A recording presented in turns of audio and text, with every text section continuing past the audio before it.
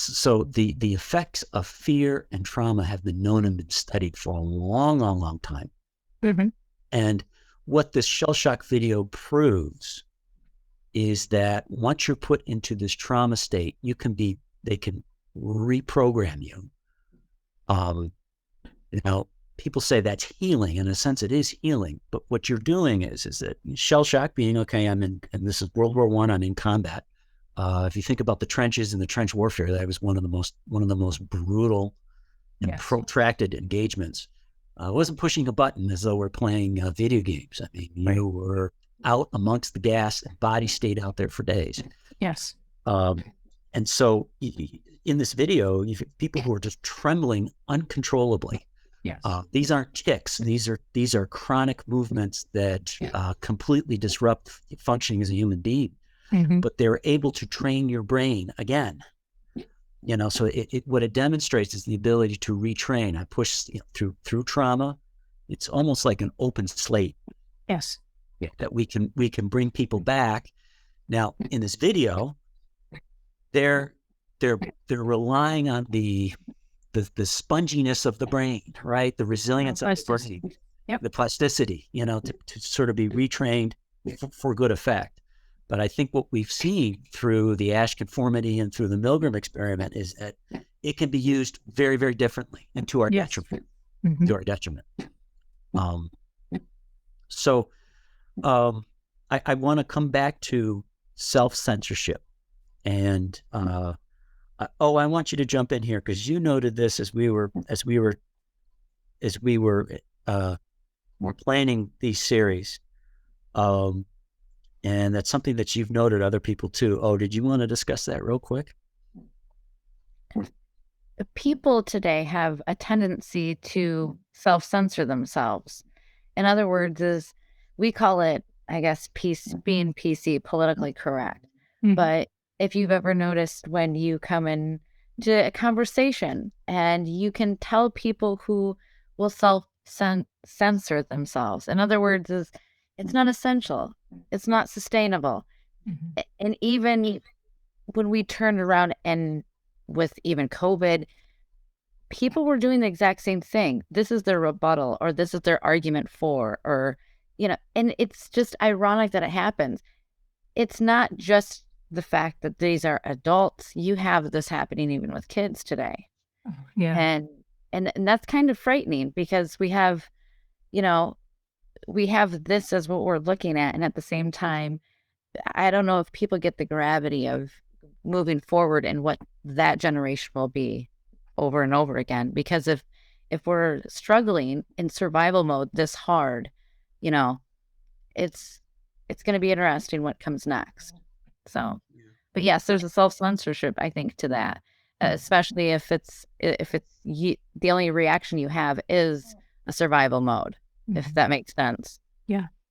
Well, they're going to be, and the reason why I bring us to this topic, and as we go through this series, there's going to be some uncomfortable things that we're going to discuss. And with great irony, we're in the information age, but as we've talked about, people now have been entrained. In other words, they have been instructed from afar to perpetuate behaviors that they're not necessarily aware of, but their instinct now is to do the self-censorship. Yeah.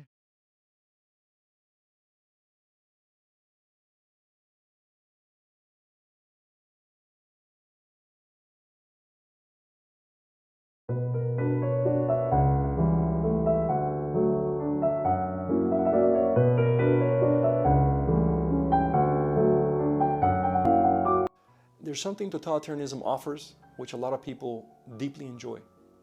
I won't say a lot of people, some people. It takes away all control you have over your own life, but it gives you incredible power over the life of your neighbor. So you can't rule your own life. You've lost free will within your society, but you can destroy somebody else's life, or you can improve somebody else's life. So that ability to lord over somebody else or to have power over somebody else, for some people, it's a great substitute for freedom. And that once that is reinforced through diverse psychological means, through mass media, Castro used television, which Cuba had a lot of. Cuba was one of the countries in Latin America that had the greatest access to TV in the late 50s. He used television very, very ably. Once you use mass media, there was no private education. All education was controlled by the regime. Once you control everything being printed, once you control leaving and entering the country, then people become enclosed within a very, very narrow tunnel where very little information gets in. And unless you have very strong convictions and you're very firm in your beliefs and your faith and you understand history, you can get trapped in that mindset. Many have broken with it. There is a way of breaking through it, but it's not difficult because it's a limiting of the spiritual ascension of you as an individual and of your society.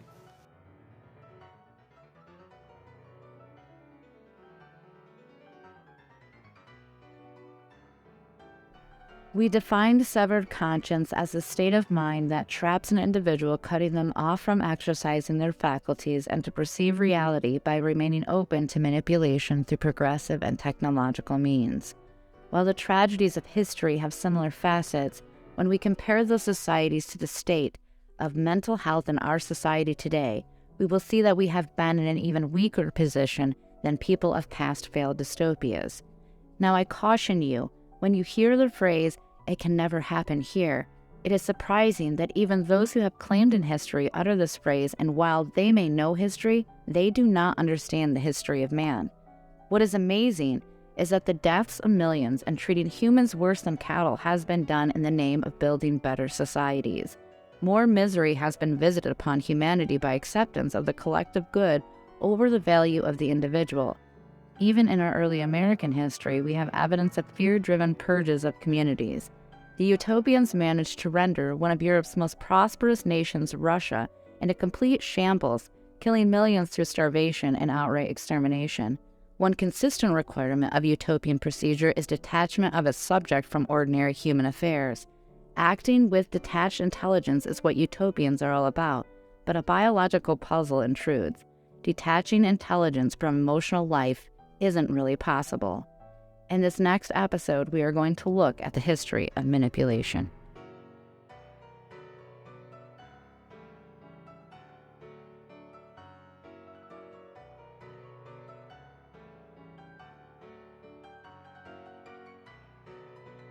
This is part 2 of our series, Severed Conscience. And as O just said, we're going to be looking at the history of manipulation.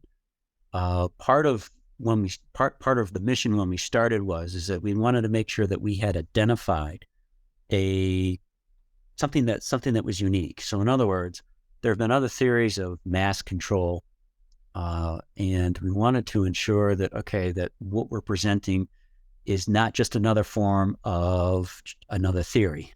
We think that what we witnessed with COVID and what we're witnessing today is a new condition called severed conscience, and that is when we have our rational faculties that allow us to make ethical and moral decisions have been turned off, and we're basically entrapped into a means of thinking where we don't perceive reality. So we turn to history as to give us examples, and unfortunately, human history is full of examples of mass manipulation. And we're joined this morning with Kelly Trowell. Kelly was kind enough to champion our efforts last week, and so I want to welcome you again, Kelly. Good morning. Thank you. Good morning. Good morning, Al. So when we laid this out, we thought, boy, oh boy, oh boy, there's so many pieces that we could touch upon. And so we decided for discussion that we were going to focus on 3. And when we opened the series, we talked about individuality. And one of the things that we pride ourselves on as Americans is having a very, very devout sense of individuality. And I think with a degree of irony, we're going to go back to our own history and witness the deception, mass control, and people being influenced through fear. And our first topic is the Salem witch trials in 1692. And obviously this took place nearly 100 years before our fight for independence. But this was a time when people indeed were cowed by fear and controlled and manipulated.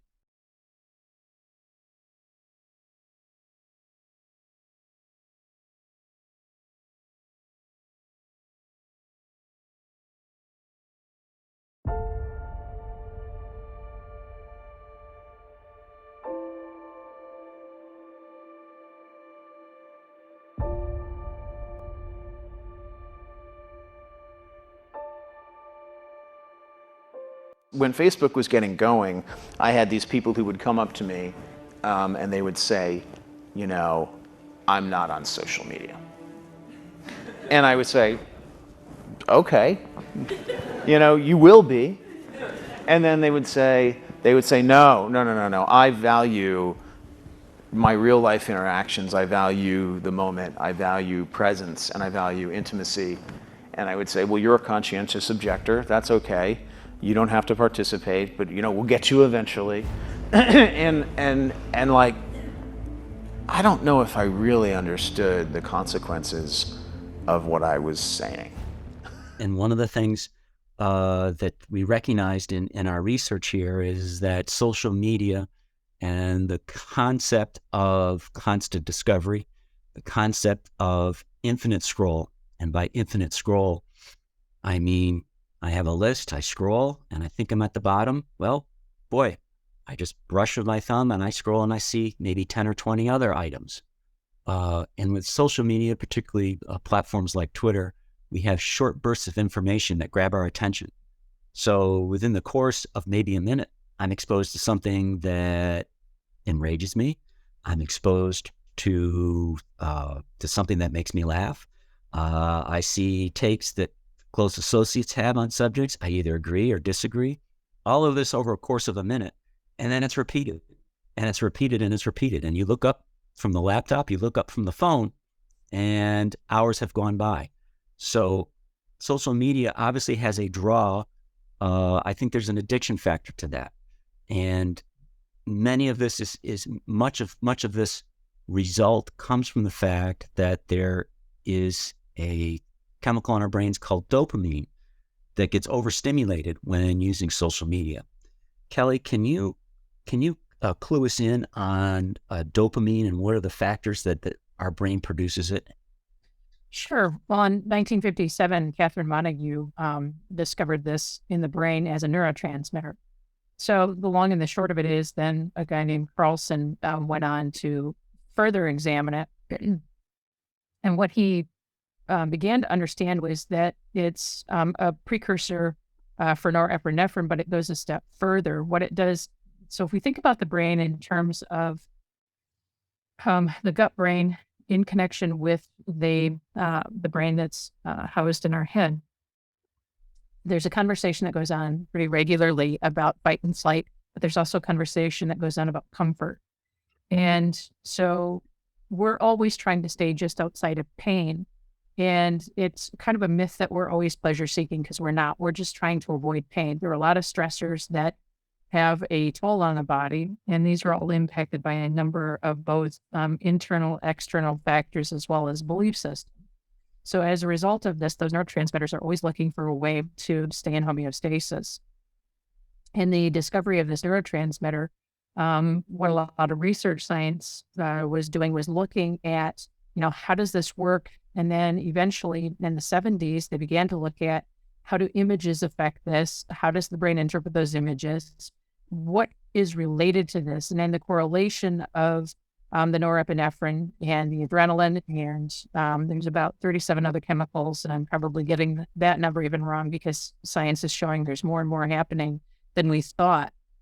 What the body is doing in that attempt to maintain a homeostasis and regulate itself is it's always trying to reduce the amount of stress and the load on the body, but it's also trying to increase the amount of comfort in the body. In that way, then, that norepinephrine acts as kind of a cauterizing, if you will, to some of the stress. And as a result, then people at places like DARPA recognized we can use this to influence human behavior. Severed Conscience is the examination of the prison in the mind. We are trapped by social media and unable to exercise our ability to make moral and ethical decisions. To join the conversation, leave a comment, or access the full documentary, please come join us at severedconscience.com.